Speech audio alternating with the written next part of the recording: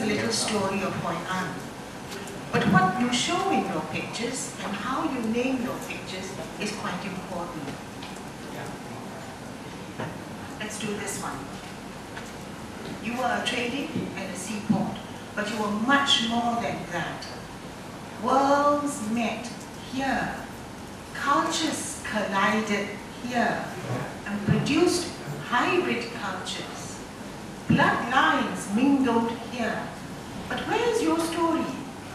Where is the research? I asked a question yesterday, do you have a library, archives? I can only ask the questions from the experience that I used to work with. You see, my job is content. I work with content and I work with platforms and channels of communication, and I create ideas. I give you an idea of the output on Vietnam. I have done 250 books on Indonesia, 100 on Bali. Of the 250 books, 100 on Bali, 50 on Java, 8 on Vietnam. This is the sort of statistics. I don't do these books for fun.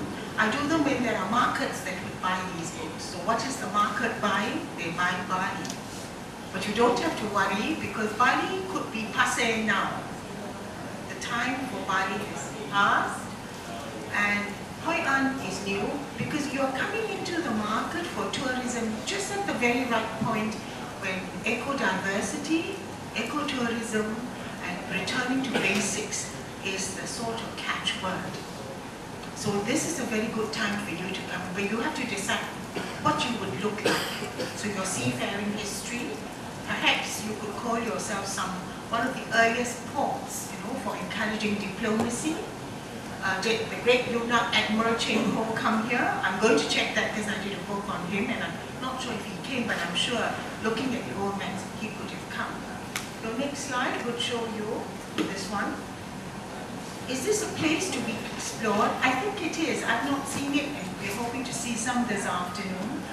But what you must create is you must create stories of surprises and unique little gems of images and little information bits about the city. Not huge scholarly tomes and not huge academic theses, but little bits of information, little bits of pictures and walking tours.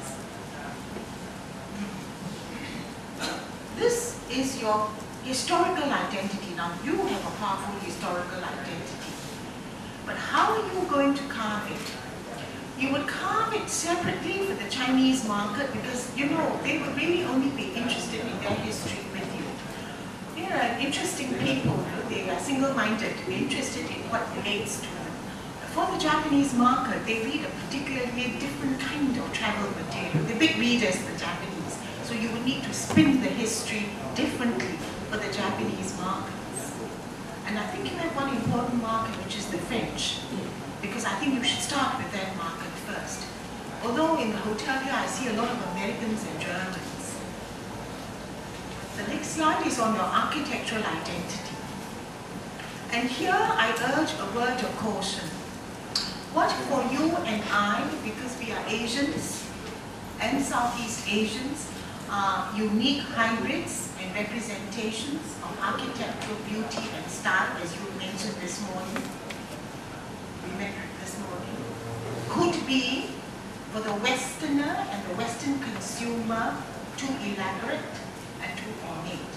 So just a word of caution, because I've been there before and I have produced material that is far too ornate for them. I'll give you an example. When people talk of Bali, as Mr. Tai said, when all of them, you see, Bali flourished because of the Westerner. A Frenchman called Le Maire, I think he was Tahitian, a Spanish soldier called Blanco, a Dutchman who was German called Ari Schmidt, and a German called Walter Spies created the entire artistic colony of Ubud in Bali. They intermarried with the local Balinese village girls and produced a huge art economy and a huge art. You cannot repeat that, but you should certainly think about how you would make it your own.